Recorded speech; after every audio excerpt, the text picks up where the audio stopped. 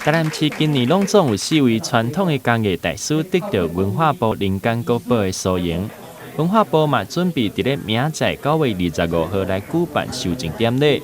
市府为着要表达感谢，佮有肯定，特别选伫咧授证的前一天先颁发花甲卡片，来肯定艺术因对传统工艺的贡献。这人间国宝，咱台南市这边有4位吼，也致上我们最高的敬意吼。大家伫艺术工艺部分的这个表现吼，当然是若是讲今仔摕到这个人间国宝这个奖项，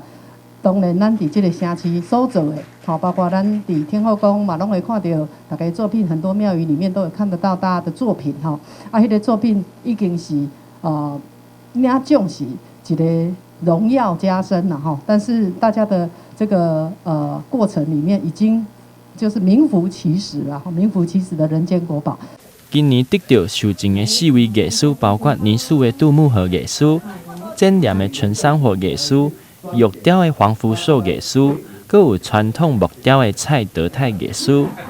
4位艺术分别伫不同的项目，用各自的人心感触，创作出完美的工艺作品。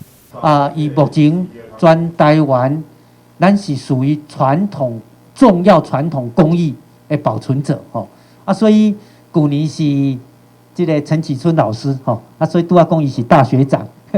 不过安尼，这嘛是表示讲咱台南吼，伊传统工艺方面会当讲伊台湾会当讲是上强的啦吼。所以这几档透过大家的努力，咱有足好的这个成绩吼。市长嘛是感觉讲这几档咱有地方中央认定这的技术保存者遮尔济，所以市长也特别去争取到天人工商，要做咱这个所谓的文化资产保存传习中心。所以未来这个所在，也是为大家设的对，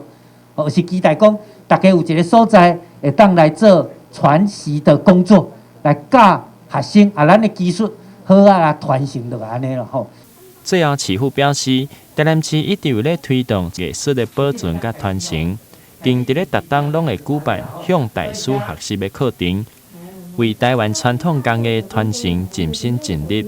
台南新闻刘品言采访报道。